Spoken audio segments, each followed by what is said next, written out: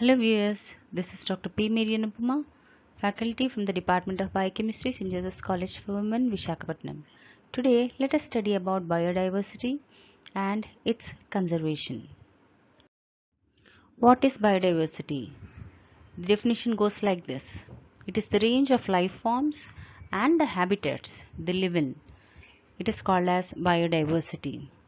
That means it includes all the living forms and the habitat in which they are living. So here these living forms, they can be small or large, and they can be of various like different spectrum. They can be of various colors, various sizes, and even shapes, and the life cycles will be different, but still they'll be interacting with each other. These make this biodiversity unique to a particular place, and that is the productive character of biodiversity. According to an US officer of technology assessment in the year 1987, he defined biodiversity like this. He says that the variety and variability among living organisms and the ecological complexes in which they occur, that is what is biodiversity. So here he is trying to mention the variety of the living organisms and the variability, and he is linking up with the ecological complexes, that is the various ecosystems that occur in a particular habitat and how they interact with each other. So here what's happening is, as a result, they'll be interacting. It is not just that, it is the biodiversity is a result of interaction even with the climate, the organisms, the topography, the parent materials, that is with the rocks, the time, the heredity, and the trophic also, that is the ideal place for such interaction. Now let us see the three levels of biodiversity. These include the genetic biodiversity, species biodiversity, and ecological biodiversity. Coming to genetic biodiversity. Genetic biodiversity means this includes the genetic variations which you see within a species among the geographically separated populations and individuals within a single family. Say for example, here we have represented the dogs. We have various types of dogs occurring throughout the world. All of them are dog species, but you have various among the various forms of them, some living in India, some abroad, like that. So here when they're talking about rice varieties, you have around 1,20,000 types of rice plants throughout the world. So here all these constitute what is known as gene pool. So this massive biodiversity, it is actually called as the gene pool, and these terms, the other terms that we use here to express the biodiversity are the subspecies, the breeds. Here we can refer dogs as breeds, the different races when it comes to human race, varieties when it comes to rice, and various forms. Here is the image showing the various varieties of rice. Next is species diversity. Species diversity, it describes the different types of organisms within a particular community or a particular ecosystem. So you can see that in a particular place we can have different types of flowering plants, different types of vegetable giving plants, different types of animals, like that. Different crops that an agricultural field can have, they include the rice, tomato, the potato, wheat, maize, etc. And coming to different animals that you find in a forest, say for example you can find lion and elephants, or you can also find wolf, we can find cows in agricultural land, like that. Now comparison of these different diversities found in different countries, it is with respect to the species number. Next term is ecological diversity. So here it is with respect to diversity of the ecological complexes, or we talk about what is known as the biotic communities which are present in a particular given area. Say for example, in the forests we have different diversity. In water bodies there will be different types of animals. In grasslands different types of animals. In deserts different types of animals. So all these, it refers to the types of habitats and the ecosystem process that are present in a particular region. Say for example, in the forest is an ecosystem which is predominantly having trees. So the biodiversity will be mostly with respect to the different types of trees that the forest has. Apart from that, yes, it has several shrubs and herbs, of course, which also contribute to biodiversity of that particular plant, but dominant In the forest is the trees.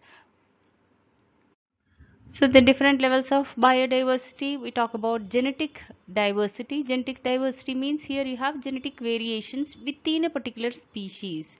In human also we are varying with respect to our genetic composition. Then we have the species diversity. We have varieties of species, in a particular ecosystem. Different species will be there. Different plants will be there. Different animals will be there. This is what is species diversity.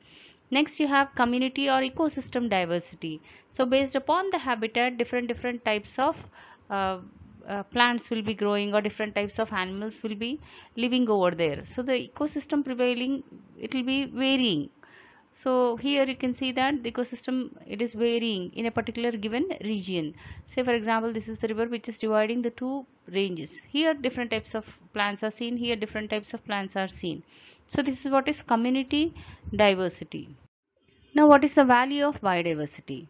So here every organism in the ecosystem or in a particular habitat has its own irreplaceable role in that ecosystem. So they become the source for various genes, that is they constitute the gene pool, or they can be giving us some drugs which may be having lots of importance, they may be indispensable. So every element or every entity in that particular habitat or in that particular ecosystem which is a part of the biodiversity is very unique, and they have their own value. Now coming to economic value of biodiversity. So this is again two types. We have direct values and indirect value.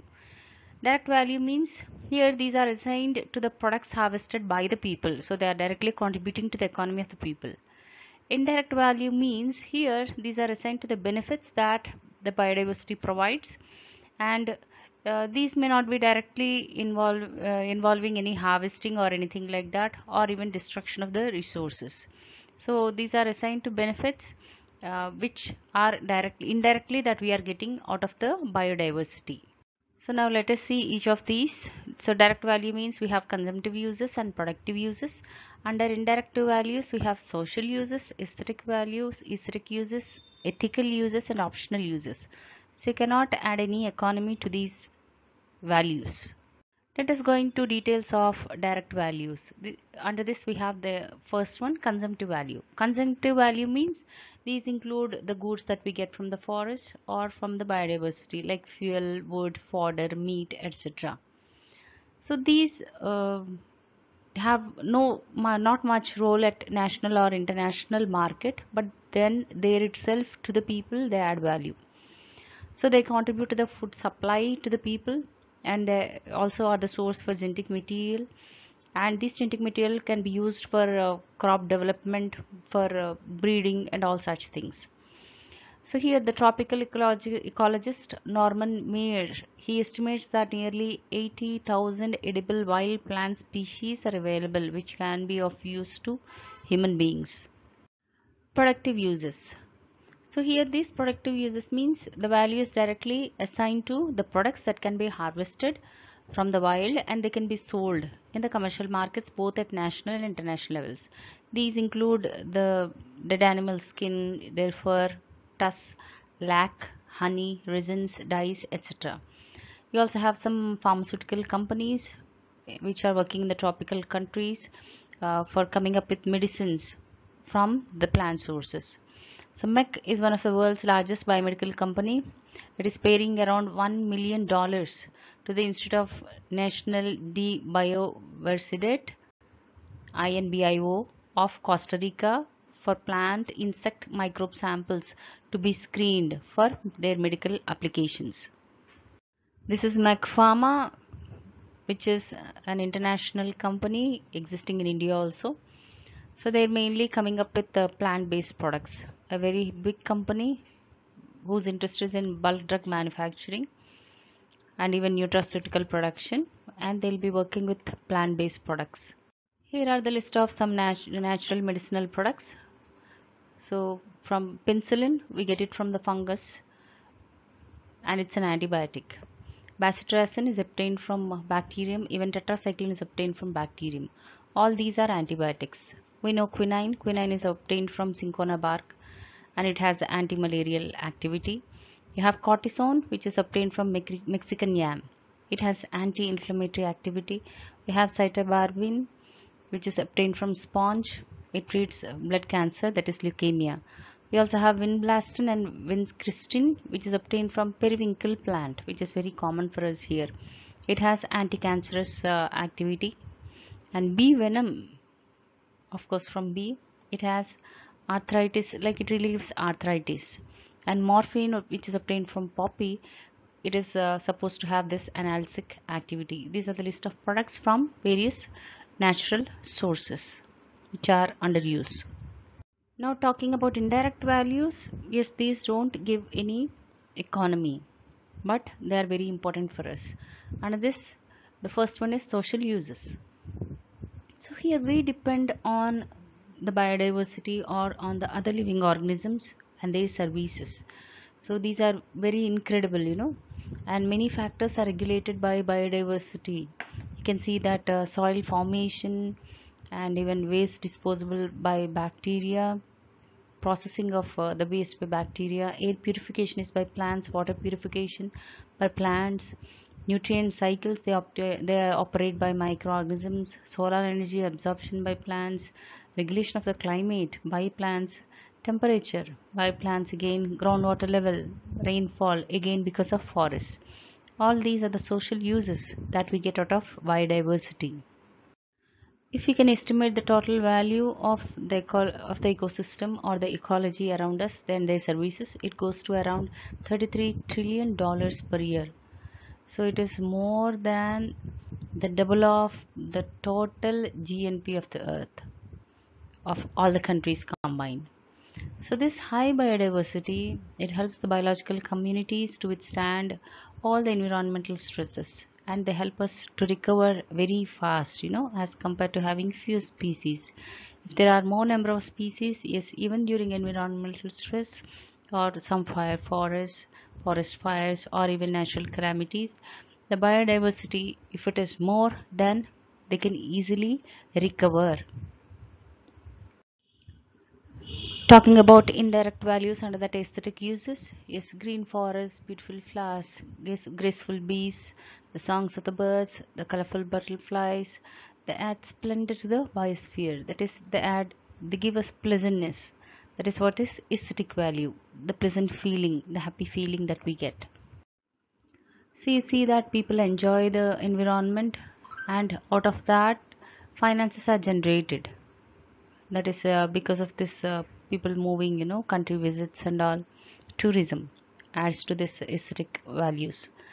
So millions of people, usually they used to enjoy hunting. They used to go somewhere and they used to do hunting and all. Now it is banned, but the people go for fishing, they go for camping in places which have aesthetic values. They do what is known as hiking or wildlife watching and all such things. So these things give us that psychological and emotional recreation also. And that tourism, it adds financial value not to that place alone but even to the nation. And African countries like Kenya and Nigeria, they earn most of their foreign currency due to this natural biodiversity, that is, you call it as the ecotourism. Then talking about ethical uses, so here, observing the nature and protecting the nature, it is a part of our country's religious practices or our country's culture, and it has some moral significance. So here, nature is worshipped as God in our country and in many countries. We have the example of this Bishnoi community, which is in Rajasthan. They emphasize on mostly non-violence and respect for life and living forms. Here you have this Kichdi village, in which the king or that elder in that village, they want to cut down the forest, cut down the trees, and use that wood for his house and all. And these people, they didn't want the forest to be cut, so they hugged the trees, and because of which the men, the working men of this particular elder or the village head, he killed the children who are protesting. Killed children and women also. Around 353 people were killed, children and women. They hugged the trees and they wanted to prevent the trees from cutting. They wanted to protect the trees. So this is the Chipko movement which all of us know. We also have sacred groves. So these are the areas which are very much rich in vegetation, vegetation which is left in its natural form. And especially in our country, it's a tradition to leave those areas. Okay, and we have some islands, like some areas which are just left like that. So even snakes are considered as sacred and worshipped in our country. So those places where they are living, we leave it so that the biodiversity of that particular area is left. And this rich biodiversity is an asset to our nation. Here, this is the sacred grove of Kodagu, where biodiversity is retained. This is in Karnataka. So this tells us, how faith is also helping to conserve the biodiversity. The last of the indirect values is the optional uses that we have. Already we have seen that biodiversity is contributing to the gene pool. So that means these are the sources for various genes which can be used by us. Both the plants and the animals, the flora and the fauna, they can be conserved. Like we have various applications. You can take the genetic engineering, you can do some genetic engineering with that. We can use it for pollution control, for fighting AIDS and cancer. Here's a representation of the gene pool. So the various forms, each adding one gene, this is contributing to what is known as gene pool. And these genes, they can be used in genetic engineering, by genetic engineering, or by any other method. We can use it by cloning methods, we can use it for therapeutic applications. Having learned the values of biodiversity, let us go to biodiversity at global and national levels. So here, biodiversity is it's about the richness of the species that occurs in a particular environment. So here we know that the biotic and the abiotic components of the environment will be interacting with each other. So here it is, the species richness occurring in a interacting biotic component of the ecosystem in a given habitat. That is what is the biodiversity is about. So here biodiversity, it is a rich source, it is a irreversible source of fauna and flora or the genes. So once a particular species is gone, it's gone forever. Here we can see the dinosaurs. We see that yes, these are extinct and they are never going to come back. And we have a total of 30 million species, okay, on the earth. And how many we actually identified are just 1.4 million. What we studied thoroughly are just 1.4 million. So you can understand that around 28.6 million species are left unexplored by us. Here are some approximate number of living species identified. Bacteria and cyanobacteria, that is blue-green algae, blue-green bacteria, these are just 5,000. Protozoan single-cell ones are just 31,000. Single-celled algae are 27,000. Fungi 45,000. Multicellular plants 250,000. Sponges 5,000. Jellyfishes, you can see the count here. Earthworms only just 12,000. Insects, there are many, 750,000. And all the other non-insect arthropods, segmented ones, they are 120,000. Starfish, these fish and snakes, amphibians, reptiles, you can see birds, just 9,000 they have identified, and mammals are just 4,000. So the total species are just 1.4 or 14 lakhs, 1.4 million or 14 lakhs are identified till date. It was found that the biodiversity is more in terrestrial and freshwater species than the marine species. So when it comes to animal phyla, they have found around 33 different phyla in freshwater and land, while only 70 are found in the marine waters. When it comes to arthropods, okay, among the animals, insects and arthropods are lot more diverse. Okay, there are many more. And when it comes to nematodes, mites and fungi, they also exhibit high diversity because they are of land species. And many animal rodents are also, in rodent species also you can find them as more diverse. So many types are there in the rodent species also. And more diversity is also found in the tropical forests and in the coral reefs than in any other regions. And it was found that half of the species of the earth, they live in the tropical forests only, okay, wherein it's just 7% of the land surface. When it comes to insects, it's 80% and primates 90%. Okay, they make up these species. And here are some examples to justify this. Around 300 tree species were found in a single hectare in Peru, which is a tropical place, while you have 700 tree species found in the whole of the North America. And here one single tree in India, it has around 43 species, it's species of ants, and these belonging to around 23 genera, which is the diversity found in the entire British Isles. So this is indicating the richness of India, which is a tropical country. One tree having so many diverse things. We have this International Union for Conservation of Nature, abbreviated as IUCN. It is found in many countries and also in India. You can see it's existing globally, and that talks about conservation of biodiversity.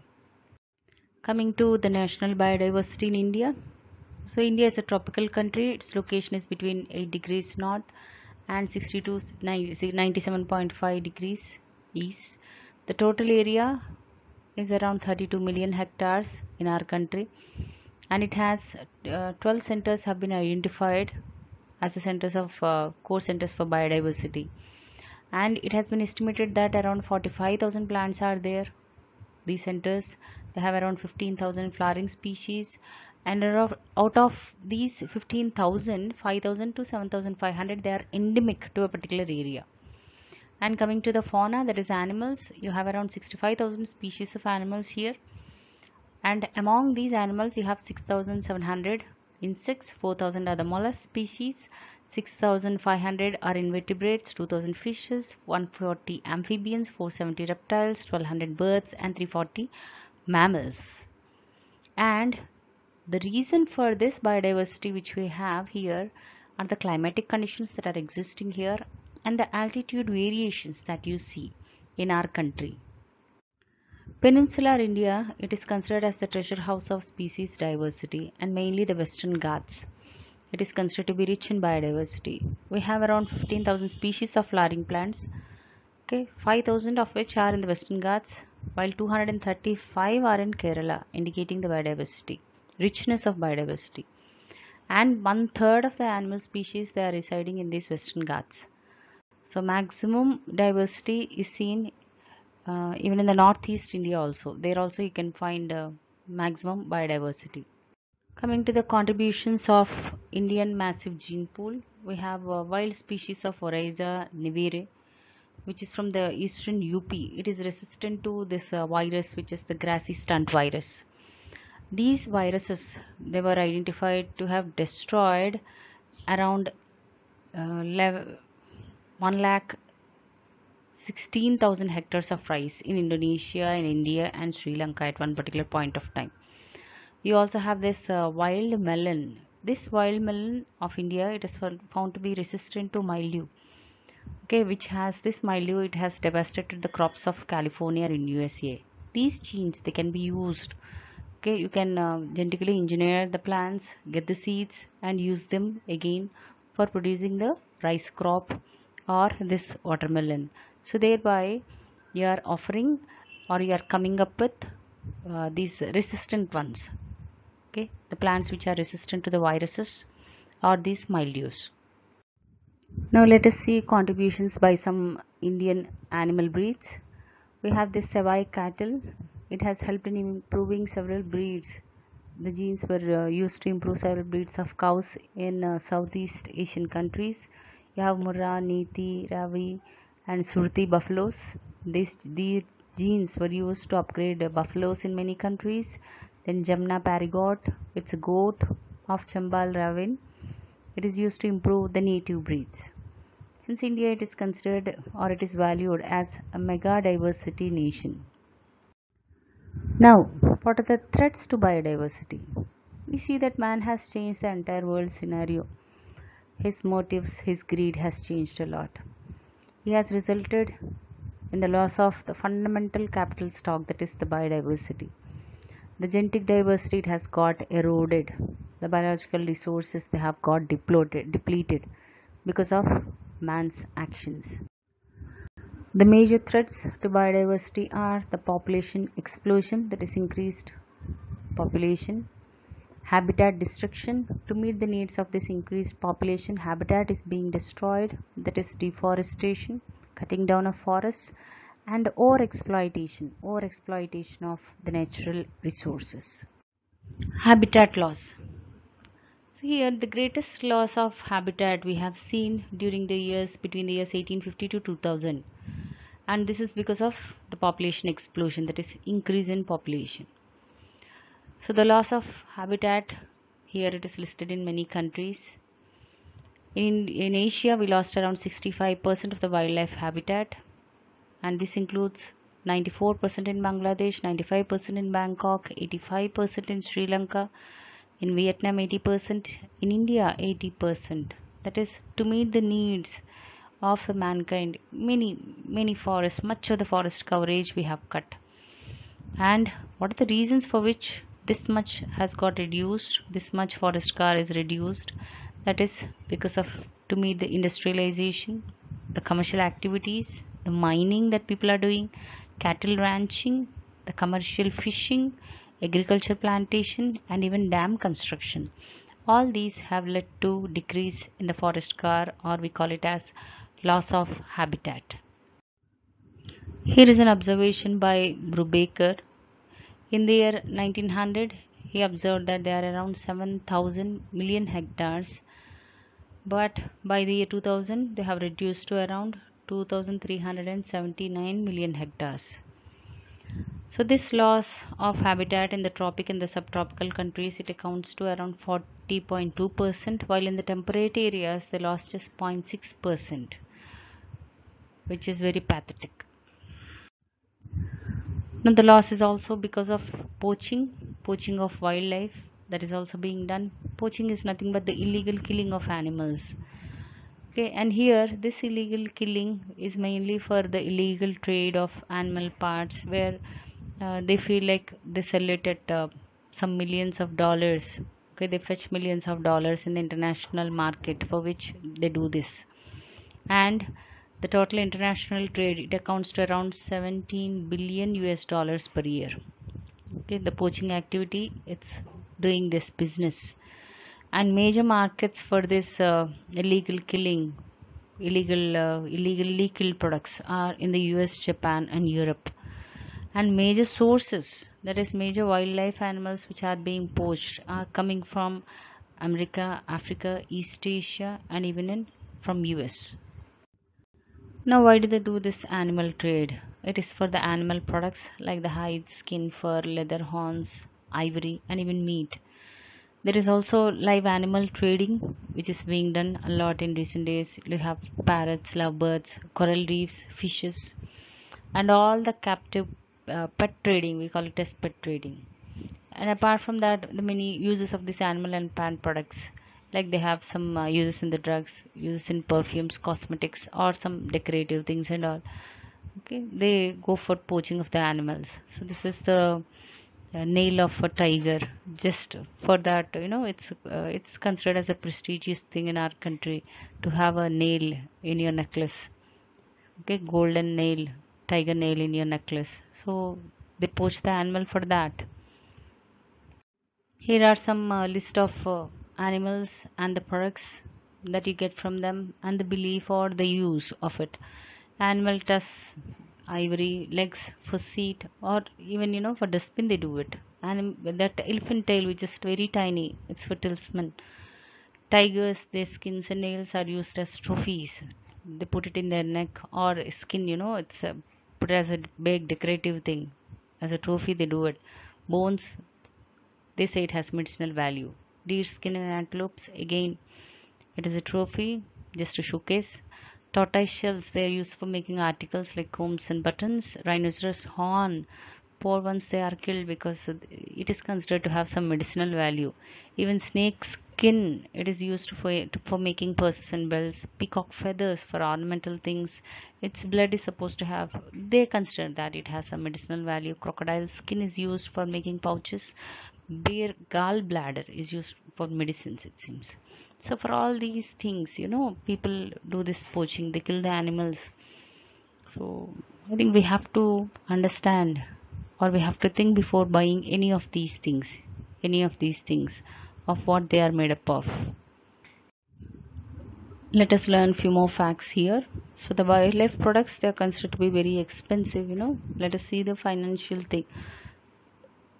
Here, draggers, they get it from the rhino, and they fetch around $15,000 each one. The cost of rhino horn, it is almost $16,000 one horn. So, and there are superstitious things attached to this rhino, poor thing. And just for that horn, they kill the animal. And the weight of the horn, it is considered to be equal to that of a gold. And black rhino population, just because of this, its population has reduced by around 95%. That is mainly because of the poaching activities. And even elephant population, it has gone down by around 50%. And every year around 70,000 elephants are being hunted just for their tusks, for ivory purpose. And even the bones of the tigers, they are used in the Chinese medicine, and it costs around 20 lakh rupees, it seems. In India also, tigers are being killed. Previously it was a sport, now it is banned actually, but the skin has international market value. 50 years ago, the tiger population was around 40,000. Now it has come down to around 4,000. All this is because of animal poaching. Then here, even illegal trading of this parrots, all these macaws, it's being done. And during the transit, many things, poor things, they die. And in Africa, animal poaching, it's a way of life. Uh, they get their livelihood only because of that poaching. So many people, uh, previously they used to do it, but now those people, they are trained, they are educated, and they are shown alternative means of economy, that is by tourism and all. So animal poaching has considerably reduced during the past decade. And they have shown alternatives, so that's why it has stopped. But previously, it was there. And the animals, they are being smuggled also for pets. Like birds and all are okay, but even gorillas, chimpanzees, monkeys, they are also being smuggled to other countries just for pets. The Wildlife Protection Act, which was proposed in 1972, was amended in the year 1982. This law, it talks about banning of hunting and all, and protection of the endangered species. Mainly endangered species, they should not be hunted. And if a person kills any endangered species, the penalty is around 25,000, or they have to face around 3 years of imprisonment. And the punishment will be very much severe if they have poached a female or a young one, a pregnant female or a young one. So, despite all these laws, people still continue to kill them, and this has resulted in decline of the species population. In the year 1975, a national treaty was signed to govern this international wildlife trade and all. And the Convention of International Trade is engaged in protection of this endangered species of both the wildlife flora and fauna. This, they call it as the CITES. It is the Convention of International Trade in Endangered Species. Okay, it came into force in around 108 countries. And what can we do? First thing is, we have to outright refuse to buy any of these ivory carvings or rhino horns and all such things. Stop buying these rare parrots, all that spotted fur, if it is available. Just ask where it has come from and stop buying that. Even the reptile skin made goods, tortoise shell made jewelry, all such things, we can ban them. Even if you are finding that peacock feathers and all being sold, you just ask them, question them whether it is by poaching. Actually, they are not supposed to poach it. If any animal is dead, from that dead one they can use it. If not, they should not use it. So we can do a lot. Let us talk about endangered and endemic species in India. Endangered species means this includes any plant or animal that is under the threat of extinction, then you call it as the endangered species. Extinction in biology, it means disappearance of the species from the planet Earth. So the species will be disappearing. Here is your dinosaur. Yes, we know that it has disappeared from the face of the earth. That is what is extinction. And this extinction of species, it can be due to any of the following reasons.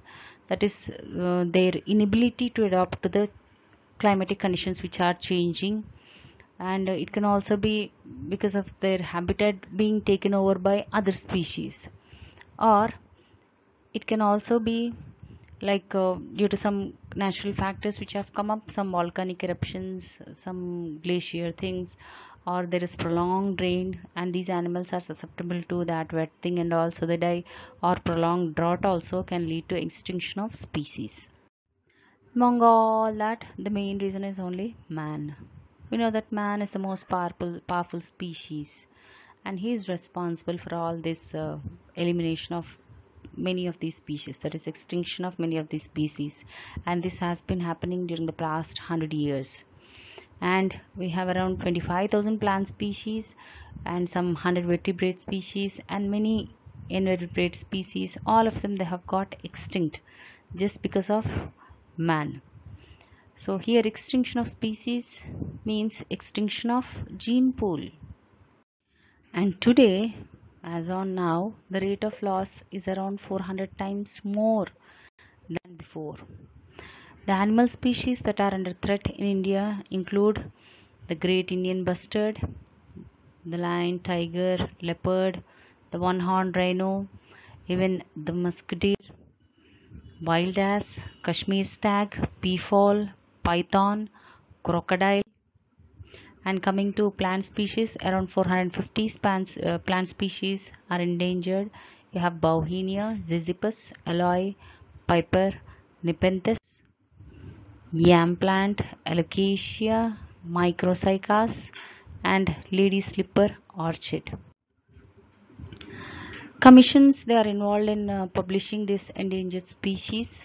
Just to know, they started listing out how many species are endangered. So here the main aim of this is to list down. It is not just to list down the endangered species, but also to protect them or preserve their natural habitat so that the loss can be minimized. And the agencies involved include the National Agency for the Survival. It is the Survival Service Commission of International Union for Conservation of Nature, Natural Resources. You call it as IUCN. And this IUCN, it publishes this red data book which has the list of various endangered species. Under these endangered species, we have this endemic species. Endemic species means these species, they are restricted to a very small region.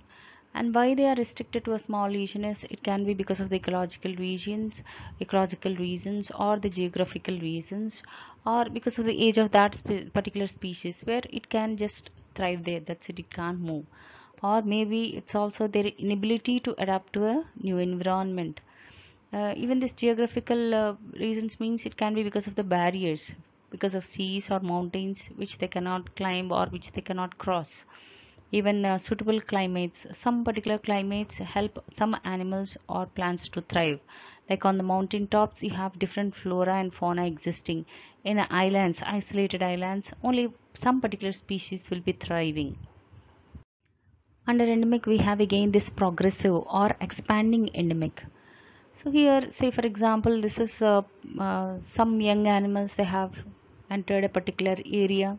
They are very less in number initially, and slowly they started thriving over there. They started adjusting to the environment, and finally you see that they have grown and they are restricted to a particular area. So this is what is progressive expanding endemia.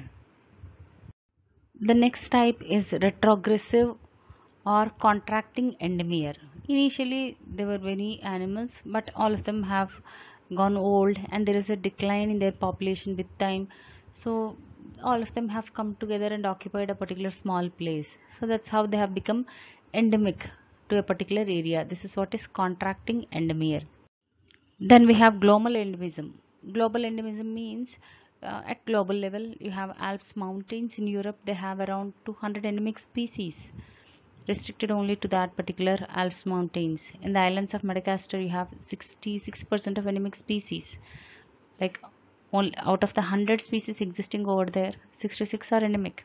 In New Zealand, 72% of the species are endemic, while in Hawaii, out of all the species existing over there, 82% are endemic to those Hawaii islands. Now, talking about endemism in India, you have Himalayas, which have many endemic species. There, out of the total dicots, we have around 3,169 dicots in India, of which 20% are endemic to Himalayas.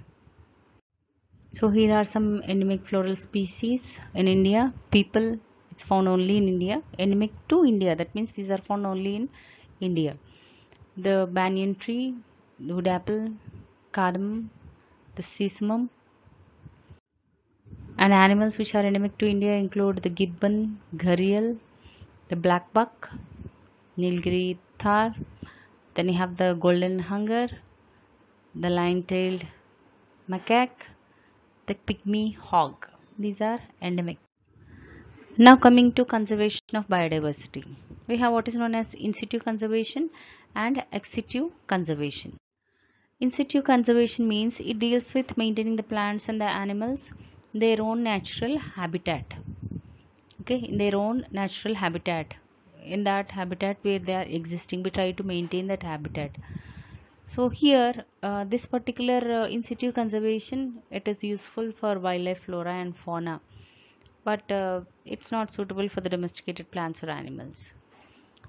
So here this includes protecting, creating some or planning for some protected areas of various categories. We have various categories of protected areas here. We have national parks, sanctuaries, natural reserves, national monuments, cultural landscapes, biosphere reserves, etc. We have around 90 national parks in our country, two sanctuaries, and 7 biosphere reserves. All these contribute to the in situ conservation. We have a biosphere reserve in Nilgiris and the one in Sundarbans. Nilgiris in Karnataka, Kerala and Tamil Nadu. Other one is West Bengal. The national parks, you find them, the Corbett National Park of UP and Kaziranga National Park of Assam. Sanctuaries you find in Lechigam Sanctuary of Jammu and Kashmir, Nagarjuna Sagar Sanctuary, which you find in Andhra Pradesh.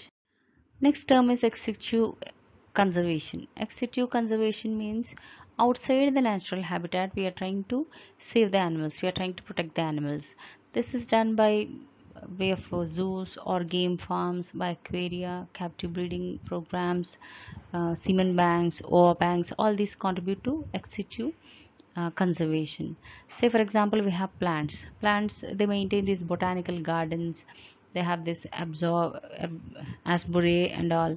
We have even germplasm banks for seeds, we have pollen banks, we have cells which are being stored. And it's not just that, even vegetative propagation paths like the corn, bulbs, timber, all these also can be stored for later uses. And we have these latest techniques like the genetic engineering methods, the tissue culture methods, the clonal propagation. All these, they play a vital role in conserving in this ex situ conservation. Coming to the institutes which are involved in conservation in India, we have this Ministry of Environment and Forests, even Agriculture and Science and Technology. Even research stations are set up near Nehru Zoological Park of Hyderabad by the CCMB, that is the Center for Cellular and Molecular Biology, in collaboration with the Central Zoo Authority of India. The main objective for all these things is to get that gene pool and also contribute to this improved reproductive breeding and all of the endangered species, so that they can be protected. So here we have even this embryo transfer method, intrauterine insemination, then in vitro fertilization, gamete intra fallopian tube transfer. All these, they are contributing to what is known as propagation of these flora or fauna, mainly the animals.